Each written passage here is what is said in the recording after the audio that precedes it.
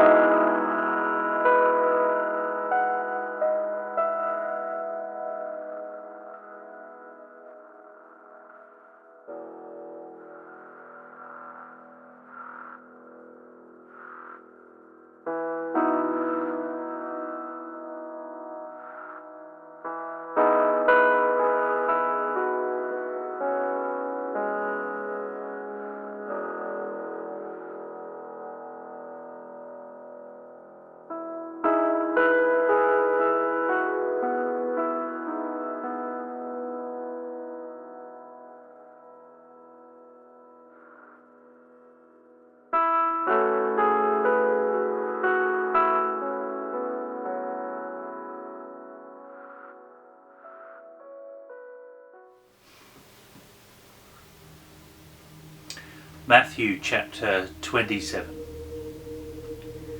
At noon, darkness fell across the whole land until 3 o'clock.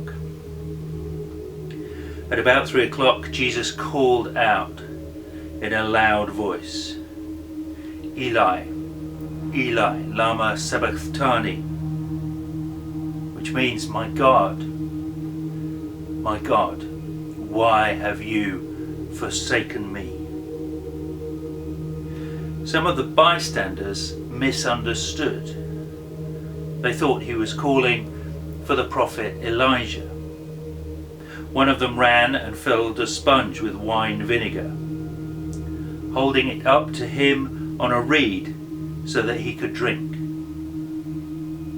But the rest said, "Wait, let's see whether Elijah comes to save him." Then Jesus shouted out again, and he released his spirit. At that moment, the curtain of the sanctuary of the temple was torn in two, from top to bottom. The earth shook, rocks split apart, and tombs opened.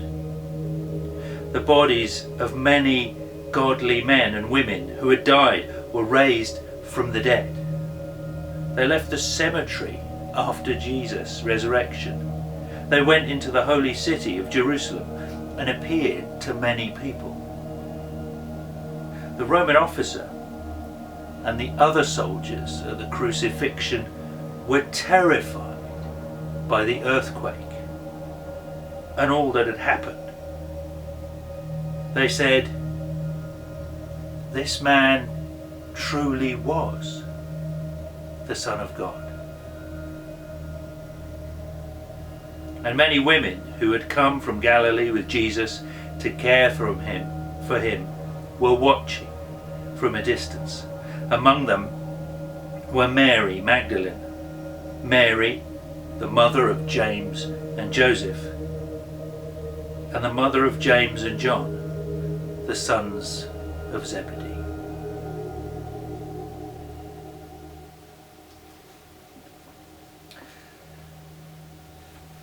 Many accounts have been written of the crucifixion, and much poetry and art has been produced. I want to read one of those to you now. This is by a poet called Steve Turner, and this is called The Crucifixion.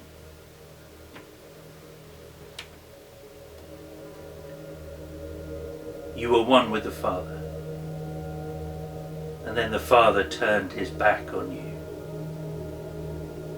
You felt forsaken, hanging there between heaven's thunder and the dank spittle of earth.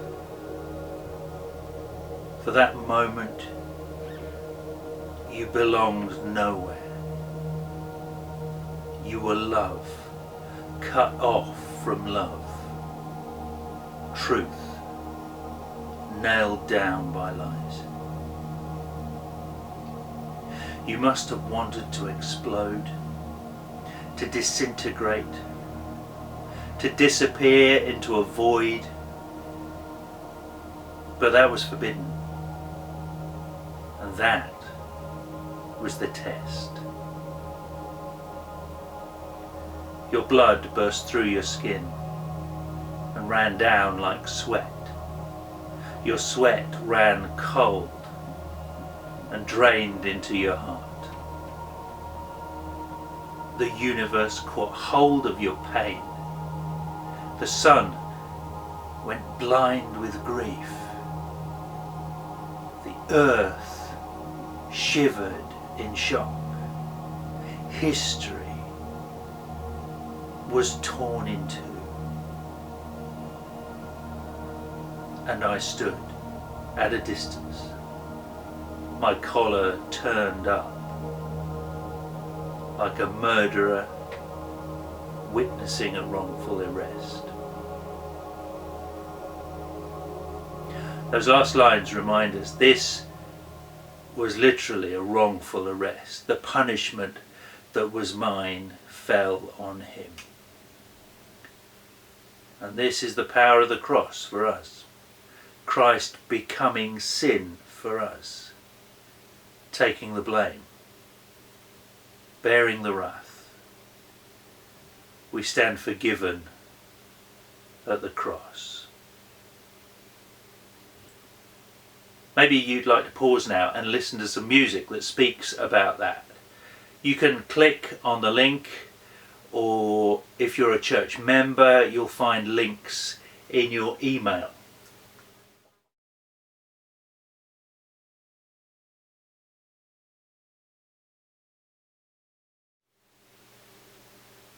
One of my favourite things to do, especially at certain times of the year, is gather the family around the TV and we watch certain films in certain seasons of the year. So for instance, at Christmas, one of our favourites is Home Alone. It's sort of compulsory watching in the run-up to Christmas in our household. It's the story, if you don't know, of bratty 8-year-old Kevin McAllister, who gets accidentally left behind when his family fly to Paris for the Christmas holidays. And while Kevin sort of strategically tortures two hapless burglars called Harry and Marv, Kevin's mum is desperately trying to get back to find her son. And unlike the rest of the family, she just refuses to enjoy the relative luxury of a Paris hotel. She sleeps in the airport. She tries to bribe two elderly passengers for their next seat on the flight home. She gets so desperate, she even hitches a ride in a van with Gus Polinski and his polka band, which, to be honest, may not be or have been the brightest idea. Tell me, have you ever gone on vacation and left your child home? No. But I did leave one at a funeral parlor once. Yeah, it was terrible too. You know, I was all distraught and everything. You know, the wife and I, we left the little tyke there in the funeral parlor all day. You know, we went back at night when we came to our senses, and there he was. Apparently, he was there alone all day with a corpse. Now, he was okay. You know, after 6-7 weeks, and I came around, started talking again. But he's okay. You know, they get over it. Kids are resilient like that. Maybe we shouldn't talk about this. Well, you brought it up. I was just, trying to cheer you up. Sorry, I did. The point is, nothing will stop Catherine O'Hara getting back to her son. Not even sharing a van with Gus. Whatever it costs. But that is nothing compared with God's search for us. He never gives up. He is unrelenting. Psalm 23 says, "Surely goodness and mercy will follow me all the days of my life." But that's quite a weak translation.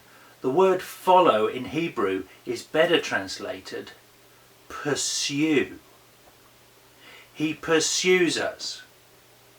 It's what inspired Francis Thompson to write his famous poem, The Hound of Heaven. It goes like this. I fled him, down the nights and down the days. I fled him down the arches of the years.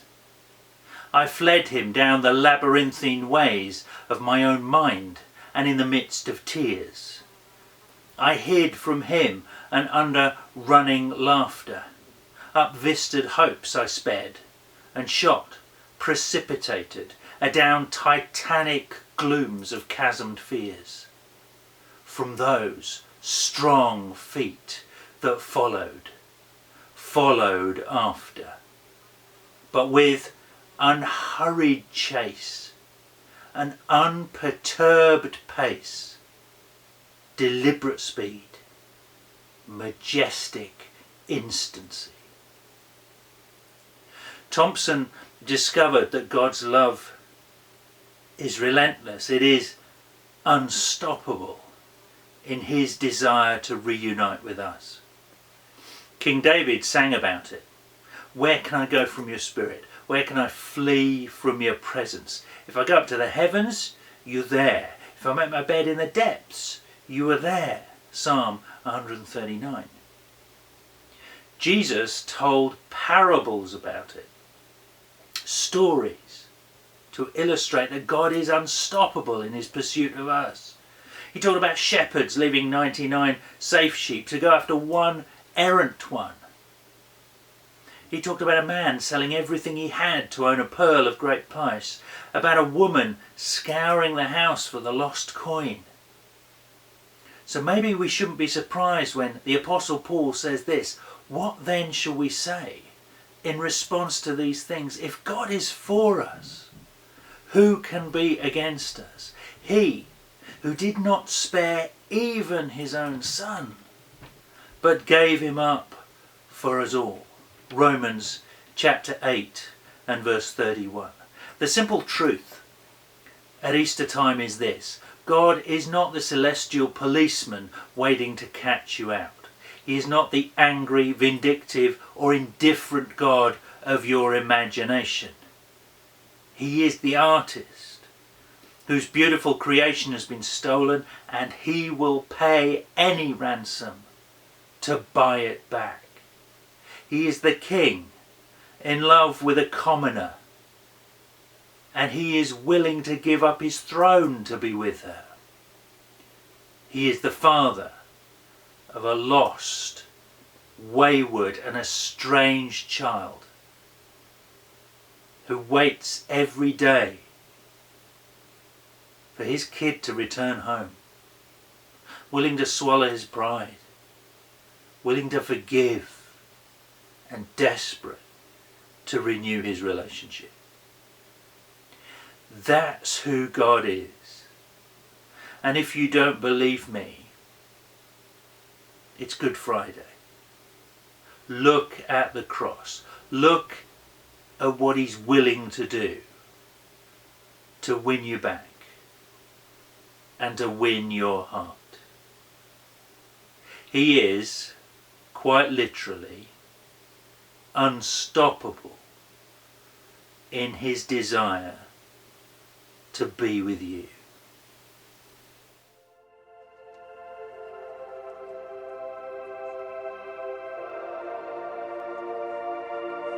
Try to stop your love, and you would wage a war.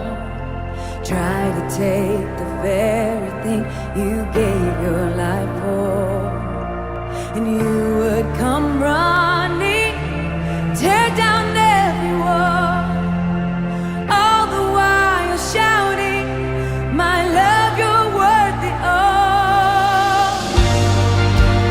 God, you pursue me, the power and glory, unstoppable love that never ends. You're unrelenting with passion and mercy, unstoppable love that never ends.